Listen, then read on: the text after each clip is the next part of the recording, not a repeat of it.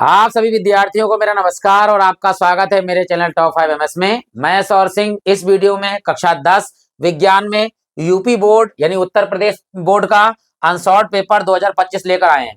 Set number है 2025 का, number है इसका 824, कोड है इसका CK। 20 बहुविकल्पी प्रश्न उत्तर कराएंगे। पहला सेट प्लेलिस्ट में है, आप वहां जाकर देख सकते हैं। आशा करता हूं आपको वीडियो अच्छा लगेगा, तो आप लाइक करेंगे, चैनल को सब्सक्राइब करेंगे और यदि आपको कोई भी कमी दिखे या अच्छा लगे तो आप कमेंट भी कर सकते हैं। तो कैसे 20 बहुविकल्पी प्रश्न आते हैं? सबसे पहले 7 आते हैं, हमारे जो 7 प्रश्न आते हैं वो आते हैं फिजिक्स से, फिर अगले 6 आएंगे केमिस्ट्री से, फिर अगले 7 आएंगे हमारे बायोलॉजी से यानी जीव विज्ञान से, भौतिक विज्ञान, रासायनिक विज्ञान, जीव विज्ञान। टोटल कितने हो गए? 7 7 14 और 6 कितने? 20। ये 20 बहुविकल्पी प्रश्न इसमें हम कराएंगे कॉन्सेप्ट के साथ। अच्छा लगे वीडियो तो लाइक कर सकते हैं और बढ़ते हैं देखिए पहले प्रश्न की ओर, जो इस प्रकार दिया गया है कि श्वेत प्रकाश यानी सफेद प्रकाश कह सकते हैं, सूर्य से आने वाला प्रकाश की एक किरण कांच के बने त्रिभुजाकार प्रिज्म से गुजरती है।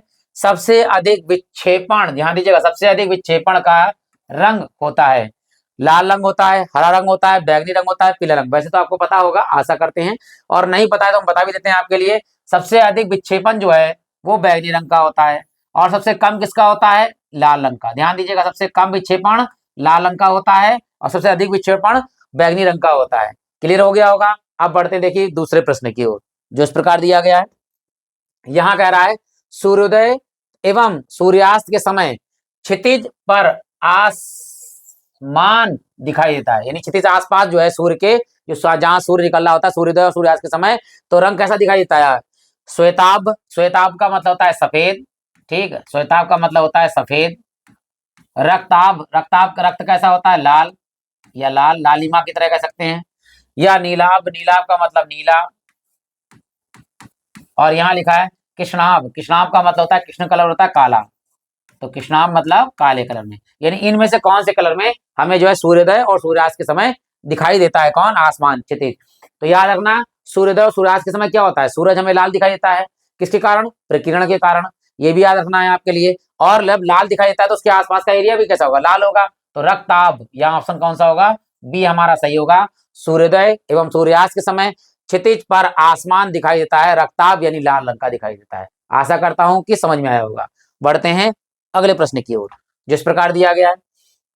अवतल दर्पण के सामने स्थिर किसी बिंदु से गुजरने वाली प्रत्येक प्रकाश की किरण दर्पण के परावर्तन के पश्चात वापस उसी बिंदु पर, ध्यान दीजिएगा, वापस उसी बिंदु से पुनः गुजरती है, यानी जिस बिंदु से गई है उसी बिंदु पर गुजरती है। तो जो वस्तु पूछ रहा है कहाँ होगी? दर्पण के ध्रुव पे होगी, दर्पण के फोकस पर होगी, दर्पण का वक्रता केंद्र पर होगी, या इनमें से कोई नहीं। तो याद रखना कि अगर वस्तु ध्रुव पर है तो मतलब ध्रुव P पर वस्तु रखी नहीं सकते, वहां पर तो खत्म हो जाएगी कहानी ध्रुव पर। तो ये तो ऑप्शन ही खत्म कर दीजिए यहाँ पर। दूसरा हो गया दर्पण के फोकस पर। अगर फोकस से वस्तु रखी है तो प्रतिबिंब कहाँ बनेगा? अनंत पर। अनंत पे वस्तु रखी है तो प्रतिबिंब कहाँ बनेगा? फोकस पर। तो उसी स्थान पर तो है नहीं। तो ऑप्शन नंबर क्या है? दर्पण का वक्रता केंद्र। याद रखना, जब वस्तु अवतल दर्पण में वक्रता केंद्र पर रखी है तो प्रतिबिंब भी वक्रता केंद्र बनेगा, वास्तविक बनेगा, उल्टा बनेगा और बराबर आकार, जितनी बड़ी वस्तु होगी उतना ही बड़ा प्रतिबिंब बनेगा। यह याद रखना है हमके लिए। बढ़ते हैं अगले प्रश्न की ओर, जो इस प्रकार है। यहां कह रहा है किसी वस्तु का सीधा आभासी व वस्तु से छोटा प्रतिबिंब देखने के लिए कौन से लेंस, यहाँ लेंस की बात करा, ध्यान दीजिएगा, कौन से लेंस का प्रयोग करना होगा? आभासी बन रहा है, ध्यान दीजिएगा, सीधा बन रहा है, वस्तु से कैसा बन रहा है? छोटा। तो लेंस कौन सा बनेगा? अगर ये दर्पण होता तो उत्तल हो जाता, लेकिन अगर लेंस है तो ये हो जाएगा अवतल। ध्यान दीजिएगा बहुत अच्छे से। अगर ये दर्पण होता, सीधा आभासी वस्तु से छोटा प्रतिबिंब, तो बनेगा दर्पण उत्तल, लेकिन यहाँ लेंस की बात है तो सीधा आभासी और वस्तु छोटा प्रतिबिंब बनता है। लेंस कौन सा है? अवतल लेंस। अवतल लेंस में बनता है, तो यहाँ ऑप्शन नंबर कौन सा सही है? बी सही है। अब बढ़ते हैं अगले प्रश्न की ओर, जो इस प्रकार है। एक विद्युत परिपथ में बहने वाली विद्युत धारा की इकाई का मतलब होता है मात्रक। इकाई कौन सी होती है? नहीं, मात्रक कौन सा होता है? धारा का मात्रक वोल्ट है, एम्पियर है, ओम है या वाट है? तो हम जानते हैं धारा का मात्रक होता है एम्पियर। एम्पियर को नोट करते हैं ए से, इसी प्रकार वोल्ट को नोट करते हैं बी से। और ये किसका मात्रक होता है? वोल्ट। ये विभवांतर और विद्युत विभव, विद्युत विभवांतर और विद्युत विभव का मात्रक होता है वोल्ट। और ओम किसका मात्रक होता है? ओम का साइन इस तरह से लिखते हैं। और ओम होता है किसका? प्रतिरोध का मात्रक। प्रतिरोध का मात्रक कौन होता है? ओम। और वाट किसका होता है? शक्ति का, सामर्थ्य का जो मात्रक होता है वो होता है वाट, लेकिन यहाँ विद्युत धारा की इकाई पूछी है तो वो होगी एम्पियर। क्लियर हो गया होगा। अब बढ़ते हैं देखिए अगले प्रश्न की ओर। यहाँ कह रहा है समान प्रतिरोध, यानी प्रतिरोध कैसा है, एक समान है, प्रतिरोध में कोई परिवर्तन नहीं, यानी अगर मान लीजिए आर आर है तो सब में आर आर है, वाले कितने प्रतिरोध, 3 प्रतिरोधों को कौन से क्रम में, श्रेणी क्रम में जोड़ने से उनका परिणामी प्रतिरोध प्रत्येक प्रतिरोध के प्रतिरोध से कितना गुना हो जाता है। तो यहाँ रखना श्रेणी क्रम में सारे प्रतिरोध जुड़ते हैं, अब तीनों प्रतिरोध समान है, तीनों जुड़ेंगे तो कितने हो जाएंगे, 3 आर हो जाएंगे, तो कितना गुना हो जाएगा, 3 गुना हो जाएगा। तो यहाँ रखना 3 गुना हो जाएगा, ना आधा होगा, ना एक तिहाई, ना 2 गुना। तो ध्यान दीजिएगा श्रेणी क्रम में प्रतिरोध जो होता है, ये प्रतिरोध मेन है हमारा, मान लीजिए, ठीक है। और इसी प्रकार 3 प्रतिरोध जोड़ दीजिए, 1 2 और ये 3, श्रेणी क्रम में तीनों जोड़ दीजिए, कितना हो गया हमारे पास में 3 आर। ये एक आर, प्रत्येक आर इसका आर का, इसका आर का, इसका आर का कितना गुना हो गया हमारे पास, 3 गुना हो गया। तो ऑप्शन यहाँ पर हो जाएगा 3 गुना। अगले प्रश्न की ओर बढ़ते हैं। देखिए यहाँ पर जो इस प्रकार है कि एक सीधे धारावाहिक विद्युत चालक के चारों ओर उत्पन्न चुंबकीय क्षेत्र, जो चारों ओर चुंबकीय क्षेत्र प्रदर्शित होता है वो सरलेखीय होता है, त्रिभुजाकार होता है, चतुर्भुजाकार होता है या वृत्ताकार होता है। यानी एक ये चालक है हमारा, इस चालक के ओर जो है, चारों ओर जो है चुंबकीय क्षेत्र इस तरह से होता है, ये चुंबकीय क्षेत्र है। अब आपको दिख ही रहा होगा ये किस आकृति में दिख रहा है चुंबकीय क्षेत्र, इस तरह से चुंबकीय क्षेत्र बन रहा है आपका। तो ये किसके आकार का है, एक वृत्त के आकार होगा, ना त्रिभुजाकार है, ना सरल रेखा में, ना चतुर्भुजाकार है, तो वृत्ताकार होता है चुंबकीय क्षेत्र। ये हमें ऑप्शन याद रखना है, ऑप्शन नंबर डी। अब 7 प्रश्न ये तो हमारे हो गए भौतिक विज्ञान के, यानी फिजिक्स के जो है 7 बहुविकल्पी हो गए। अब बढ़ते हैं केमिस्ट्री के 6 बहुविकल्पी प्रश्नों पर, उसके बाद बायोलॉजी पर, यानी जीव विज्ञान के, यानी रासायनिक विज्ञान के। तो पहला बहुविकल्पी प्रश्न आ गया है, कह रहा है कि खाने के सोडा का रासायनिक सूत्र कौन सा है, पहला वाला, दूसरा वाला, तीसरा वाला, चौथा वाला। तो खाने के सोडा का जो रासायनिक सूत्र होता है वो होता है NaHCO3, यानी कि सोडियम बाइकार्बोनेट। ये सूत्र जहां दिखे वो है खाने का सोडा, सोडियम बाइकार्बोनेट, ठीक है। ये सूत्र कौन सा, ऑप्शन नंबर है बी सही है हमारा, तो बी ऑप्शन सही है, NaHCO3 यानी सोडियम बाइकार्बोनेट। अब हम बाकी बता देते हैं, देखो ये Na2CO3 यानी H हट जाता है यहाँ 2 और 10H2 है, ये होता है हमारा किसका, कपड़े धोने का सोडा, यानी बेकिंग, ये बेकिंग पाउडर का है, ये कास्टिक सोडा का है, ये कास्टिक सोडा या कपड़े धोने का सोडा, ठीक है। और ये हमारा खाने का सोडा, इसे बोलते हैं बेकिंग पाउडर। तो बेकिंग पाउडर का सूत्र ये है, और Na2CO3 इंटू 10H2O ये हमारा है धावन सोडा, धावन सोडा यानी कि कपड़े धोने का साबुन, यानी कि क्या नाम है, कास्टिक सोडा, ठीक है, याद रखना आप। तो दोनों बता दिए हमने, ये खाने सोडा का ऑप्शन नंबर बी है हमारा। बढ़ते हैं अगले प्रश्न की ओर, जो इस प्रकार है, यहाँ का है ब्यूटेनोन में क्रियात्मक समूह होता है। अब नोन आ गया, नोन किसमें होता है, कीटोन में, कीटोन। और कीटोन का जो क्रियात्मक समूह होता है वो होता है डबल बॉन्ड सी, ठीक है, डबल बॉन्ड ओ, या इस तरह भी लिख सकते हैं सिंगल बॉन्ड इस तरह से, और ये डबल बॉन्ड हो गया। अगर ये कहीं लगा हुआ होगा तो वो कीटोन का जो है प्रकृत्यात्मक या क्रियात्मक समूह होगा। अब कहाँ नजर आ रहा है, ऑप्शन बी नहीं है, ये एल्डिहाइड याद रखना। जो CH मतलब CHO सिंगल बॉन्ड इस तरह लिखा हो CHO, या इस तरह लिखा हो single bond C single bond H और डबल बॉन्ड O, ये एल्डिहाइड ग्रुप है। कैसा है ये हमारा, एल्डिहाइड। ये अल्कोहल ग्रुप है, अगर सिंगल बॉन्ड OH है तो ये अल्कोहल ग्रुप है। ये कार्बोक्सिलिक अम्ल है, ये जो है दिया हुआ है C डबल बॉन्ड और मतलब O और सिंगल बॉन्ड OH, इससे हम इस तरह भी लिख सकते हैं COOH, तो ये कार्बोक्सिलिक अम्ल का है, ये कार्बोक्सिलिक अम्ल है। लेकिन हमें चाहिए ब्यूटेन में क्रियात्मक समूह, तो नॉन, नॉन का मतलब कीटोन, यहाँ पे ऑप्शन नंबर कौन सा सही है, बी सही है, double bond C double bond O, ये कीटोन का समूह है, क्रियात्मक समूह। बढ़ते हैं अगले प्रश्न की ओर, जो इस प्रकार है, देखिए यहाँ कह रहा है जस्ता, जस्ता का मतलब होता है जिंक, जिंक का सूत्र होता है Zn, ये हो गया। जिंक तनु HCl से क्रिया करके निम्नलिखित में से कौन सी गैस उत्पन्न करता है। तो कौन सी गैस उत्पन्न हो रही है यहाँ पर देख लीजिए, हाइड्रोजन या क्लोरीन, तो हाइड्रोजन होगी उत्पन्न। तो यहाँ ओजोन कह रहा है, ऑक्सीजन कह रहा है, हाइड्रोजन कह रहा है या नाइट्रोजन। तो वैसे यहाँ पे दिख रही है साफ साफ हमारे लिए कौन सी गैस उत्सर्जित हो रही है, यहाँ कह रहा है कौन सी गैस उत्सर्जित करती है, तो हाइड्रोजन करती है। लेकिन मैं रिएक्शन करके भी बता देता हूँ आपके लिए, जस्ता, जस्ता का मतलब जिंक, Zn की जो अभिक्रिया है वो कर रहा है किससे, HCl से। तो क्या होगा यहाँ पर देखिए, Zn जो है वो H को हटाएगा, इसके स्थान पर खुद लग जाएगा, तो हो जाएगा Zn। और Cl2 क्यों होगा, क्योंकि Z में बैलेंस कितनी होती है, 2, जो इसके ऊपर आ जाती है, क्लोरीन की होती है 1, तो ये यहाँ नहीं जाएगी, तो ZnCl2 हो गया। H है यहाँ पर, हाइड्रोजन अलग निकल जाएगा H2, यह हाइड्रोजन गैस हमारी निकल जाएगी इसमें से। अब हमारे पास ये जो है कंकाली रासायनिक अभिक्रिया है, फिर करना है हमें संतुलित रासायनिक अभिक्रिया। 1 नंबर में आ जाती है संतुलित रासायनिक अभिक्रिया करने के लिए, जिसमें इधर के परमाणु उधर के परमाणु बराबर होने चाहिए। Zn1 है, यहाँ H कितने 1, यहाँ कितने 2, यहाँ Cl2, यहाँ 2 से गुणा कर दीजिए, देखो H भी 2 हो गए, Cl भी 2 हो गए, हमारी अभिक्रिया बैलेंस हो गई। और ऑप्शन का क्या निकलेगा, जब जस्ता यानी जिंक की धातु की क्रिया जो है वो HCl से करेंगे तो हमें कौन सी गैस निकलेगी, हाइड्रोजन गैस निकलेगी। ऑप्शन नंबर सी हमारा बिल्कुल सही है। यह हमारे 10 प्रश्न हो गए, यानी आधे प्रश्न हमारे हो चुके हैं। आशा करता हूं कि आपको अच्छा लगा होगा। आप भूल जाते हैं तो मैं बता देता हूं, आपके लाइक भी कर दीजिएगा, अगर कर दिया है तो बहुत बहुत धन्यवाद है आपका। और यदि वीडियो अच्छा लगे तो बाद में एक बार प्लेलिस्ट में जाकर विजिट कर लीजिएगा, वहां आपको अच्छा लगेगा। अपनी सुविधा के अनुसार आपको इंग्लिश पढ़नी है, गणित पढ़ना है या विज्ञान पढ़ना है, जो चीज देखनी है अपनी सुविधा के अनुसार आप देख सकते हैं। आशा करता हूं एक बार आप विजिट करेंगे, जो वीडियो आपको अच्छा लगे तो आप वहां पर देख सकते हैं। बढ़ते हैं हम अगले प्रश्न की ओर। देखिए जो इस प्रकार है, यहाँ का आ गया शुद्ध जल का पीएच। जो पीएच मान है शुद्ध जल का वो कितना होता है, वैसे तो हमको सबको पता है कि पीएच मान जो शुद्ध जल का होता है वो 7 होता है, ये 7 हो गया। बाकी क्या होते हैं, अगर एक 0 है यानी एक 0 से लेके देखो पीएच मान 0 से बड़ा हो और किससे 7 से कम हो, तो ये विलयन जो कहलाता है वो कहलाता है अम्ल, ये अम्लीय विलयन होता है। अगर पीएच मान जो है वो 7 से बड़ा है और 14 तक है, या 14 से छोटा या 14 तक है कह सकते हैं, 14 तक कह सकती है, यहाँ तो 14 तक है, तो ये विलयन कहलाता है क्षारीय या क्षार कहलाता है, ये क्षारीय विलयन होता है। अब याद रखना, अगर जिसका पीएच मान 0 और 1 के बीच में है तो ये कहलाता है प्रबल अम्ल। क्या कहलाता है, प्रबल अम्ल। और जिसका पीएच मान 13 से 14 के बीच में आ जाए तो ये कहलाता है प्रबल क्षार, प्रबल क्षार। ये भी आपको याद रखना, अच्छा लगेगा आपके लिए, क्लियर हो गया होगा।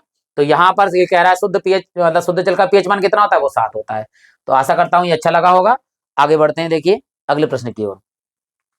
अमलगम होता है, उपधातु होती है, मिश्र धातु होती है, यौगिक होता है या विस्मांगी मिश्रण होता है। तो सबसे पहले अमलगम होता क्या है, अमलगम होती है एक मिश्र धातु। अमलगम मिश्र धातु तो होती है, लेकिन क्या होता है अमलगम में, यानी Hg को बोलते हैं पारा और इसी का दूसरा नाम है मरकरी, मरकरी। अगर किसी धातु के साथ यानी किसी तत्व के साथ में अगर Hg जुड़ जाए, यानी Hg चांदी मिला दिया जाए, Hg कॉपर मिला दिया जाए, Hg जिंक में मिला दिया जाए, यानी पारा को या तो जिंक में या कॉपर में या मतलब चांदी के साथ अगर अभिक्रिया कर दी जाए यानी मिला दिया जाए, मिश्र धातु बनाई जाए, तो उसे हम अमलगम कहते हैं। वैसे मिश्र धातु है अमलगम, और मिश्र धातु है, इसमें क्या मिला होगा, होना चाहिए जरूर वो मिला चाहिए मरकरी। ये याद रखना, कभी कभी आ जाता है कि अमलगम में कौन सी धातु कंपलसरी है यानी होना अनिवार्य है, वो अनिवार्य है हमारा Hg यानी पारा या मरकरी। ठीक है, तो यहाँ ऑप्शन होगा मिश्र धातु, अमलगम क्या है, एक मिश्र धातु है, ऑप्शन नंबर बी। बढ़ते हैं अगले प्रश्न की ओर। निम्नलिखित में से कौन सा हाइड्रोकार्बन जो है, हाइड्रोकार्बन क्या होते हैं वो बताएंगे हमारे लिए, एल्कीन है। कौन है, एल्कीन। याद रखना, यहाँ पे हाइड्रोकार्बन क्या है, एल्कीन। वैसे हाइड्रोकार्बन क्या होता है, जिसमें हाइड्रोजन और कार्बन के तत्व जुड़े हुए होते हैं उन्हें हम हाइड्रोकार्बन कहते हैं। अब हाइड्रोकार्बन कितने प्रकार के होते हैं, वो 2 प्रकार के होते हैं, एक होता है संतृप्त हाइड्रोकार्बन, एक होता है असंतृप्त हाइड्रोकार्बन। संतृप्त हाइड्रोकार्बन में क्या होता है, सिंगल बॉन्ड कार्बन कार्बन के बीच में जब एकल बॉन्ड होता है तो उसे हम कहते हैं संतृप्त हाइड्रोकार्बन। और 2 और 3 हो जाए तो उसे बोलते हैं असंतृप्त हाइड्रोकार्बन। संतृप्त में होता है एल्केन, असंतृप्त में डबल बॉन्ड है तो एल्कीन, और ट्रिपल बॉन्ड हो तो एल्काइन। तो यहाँ बात कर रहा है एल्कीन की। एल्कीन में क्या होगा, डबल बॉन्ड होगा। क्लियर हो गया, पहले याद रखना हमारे लिए।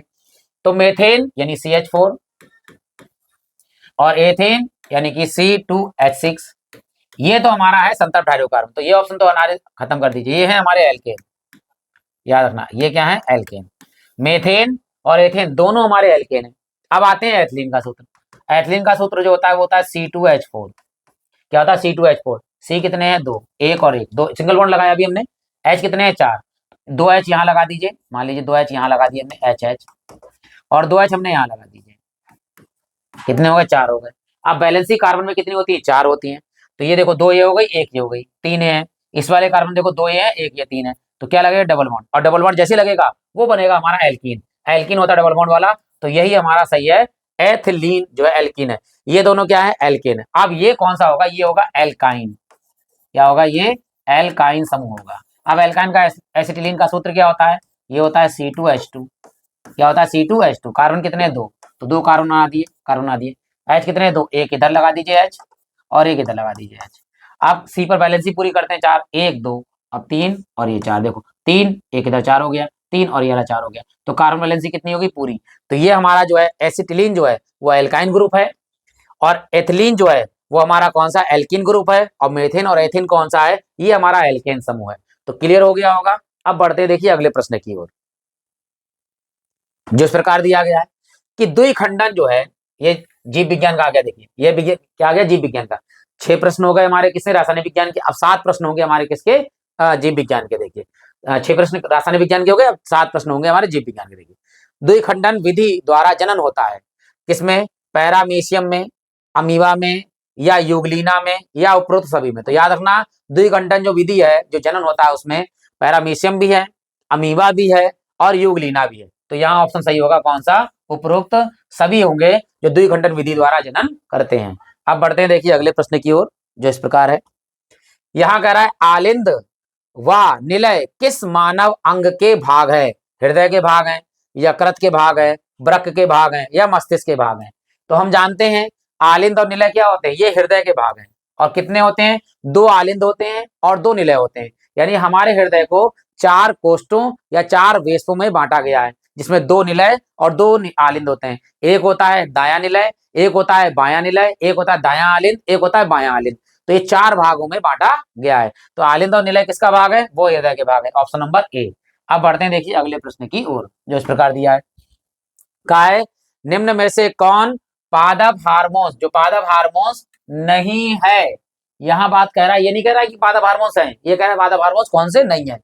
ऑक्सिन, जेवरेनिन, इंसुलिन, या साइटोकाइनिन। तो यहाँ याद रखना इंसुलिन क्या होता है, इंसुलिन जो है ये मानव में पाया जाता है, यानी पादप में नहीं है।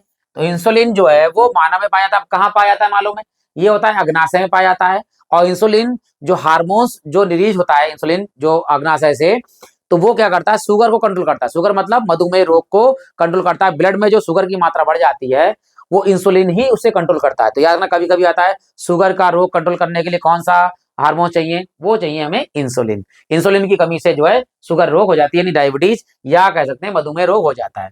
अब बढ़ते हैं देखिए अगले प्रश्न की ओर, जो इस प्रकार है।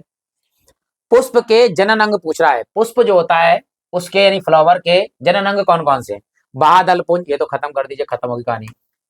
आगे दलपुंज, ये भी हो गए खत्म कहानी। आ गया पुकेसर और स्त्रीकेसर, बिल्कुल सही है। पुकेसर होता है नर में, और स्त्रीकेसर कहाँ होता है, जनन अंग मादा में। ध्यान दीजिएगा मतलब पुष्प में नर जनन अंग कौन सा आता है, पुकेसर। स्त्री जनन अंग कौन सा है, स्त्रीकेसर। तो यहाँ ऑप्शन कौन सा सही हो गया हमारा, पुकेसर और स्त्रीकेसर। दलपुंज नहीं होते ये हमारे, ठीक है, केवल स्त्रीकेसर होता है नर मादा में, और पुकेसर होता है नर में। तो यहाँ पुष्प के जनन अंग कौन सा है, पुकेसर और स्त्रीकेसर। ऑप्शन नंबर सी हमारा सही है। अगले बढ़ते हैं अगले प्रश्न की ओर, जो इस प्रकार है। मेंडल ने गणित, मेंडल जो थे वो गणित और विज्ञान का अध्ययन किस विश्वविद्यालय में किया था, ऑक्सफोर्ड विश्वविद्यालय में, मद्रास में तो हो ही नहीं सकता क्योंकि मद्रास तो है भारत में। तो ये तो वही भारत के थे नहीं, Gregor John Mendel, Gregor John Mendel इनका नाम पूरा नाम है। तो ये मद्रास के तो है ही नहीं, खत्म कर दीजिए। वियना विश्वविद्यालय, पेरिस विश्वविद्यालय। तो ध्यान दीजिएगा कि ग्रेगर जॉन मेंडल ने गणित और विज्ञान का अध्ययन किया वियना विश्वविद्यालय में। अब वर्तमान समय में वियना विश्वविद्यालय है कहाँ, तो ये भी याद रखना है कि वियना विश्वविद्यालय जो है वर्तमान समय में ऑस्ट्रेलिया में है, ये भी हमें याद रखना है। अब बढ़ते हैं देखिए अगले प्रश्न की ओर, जो 19वां प्रश्न है। इसके बाद में लास्ट प्रश्न आ जाएगा 20वां। अगर आपने लाइक कर दिया है तो आपको हृदय से धन्यवाद है, और नहीं किया है तो आप लाइक कर सकते हैं, हमें अच्छा लगेगा। और बाद में जो है कमेंट भी कर सकते हैं, और प्ले लिस्ट में जाकर आप अपने हिसाब से देख भी सकते हैं। तो ये प्रश्न कौन सा है देखिए, ग्रेगर जॉन मेंडल यानी मेंडल के अनुसार निम्न युग्म में से कौन प्रभावी लक्षण है, प्रभावी लक्षण पूछ रहा है कौन से हैं, लंबा, तना, झुर्रीदार। झुर्रीदार नहीं होता है, ये काट दीजिए, ऑप्शन खत्म, ठीक है। लंबा होता है, लंबा सब में है, तो ये लंबा जो है ये तो प्रभावी लक्षण है ही है। फिर आते हैं गोल और हरे भी। तो ध्यान दीजिएगा गोल जो होता है ये हमारा जो है प्रभावी लक्षण है। तो लाल मतलब लंबा और गोल, और याद रखना हरा नहीं होता है, ठीक है, ये याद रखना। तो लंबा जो है और गोल जो है वो हमारा होता है प्रभावी लक्षण। क्लियर हो गया होगा। तो आगे बढ़ते हैं लास्ट प्रश्न की ओर, जो इस प्रकार दिया गया है। आहार श्रृंखला में प्रथम पोषी स्तर, प्रथम पोषी स्तर यानी कि ट्रॉपिक लेवल बनाते हैं। पोषी मतलब प्रथम स्तर कौन है, उत्पादन, द्वितीयक या प्राथमिक उपभोक्ता या तृतीयक उपभोक्ता। तो याद रखना जब पोषी स्तर की बात करते हैं तो जो अपना भोजन स्वयं बनाते हैं वो प्रथम पोषी स्तर कहलाते हैं। तो वो होते हैं हमारे उत्पादक। कौन होते हैं, उत्पादक। तो ये 20 प्रश्न हमारे कंप्लीट हो गए हैं। अगला जो है शॉर्ट पेपर जो है तीसरा नंबर सेट वो भी जल्दी लेके आएंगे। पहला अगर आपने नहीं देखा है और यदि आपको करना है तो आप प्ले लिस्ट में जाएंगे तो इसी के ऊपर आपको वीडियो मिल जाएगा सेट नंबर 1 का। इसी साथ आशा करता हूँ आपने लाइक कर दिया होगा, कमेंट कर दिया होगा। आप सभी लोगों का हृदय से धन्यवाद।